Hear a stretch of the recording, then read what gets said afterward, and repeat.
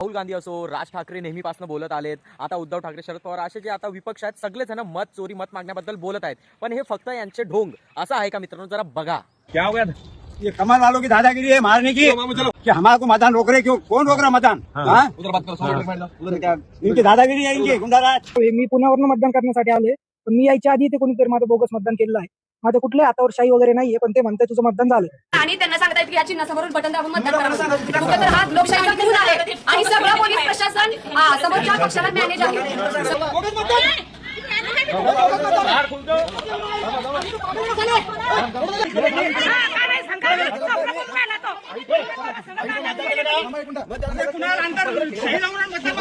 त्याच्यावर ऑलरेडी झालेलं आहे, त्या नंबरवर वोटिंग झालेलं दिसतंय.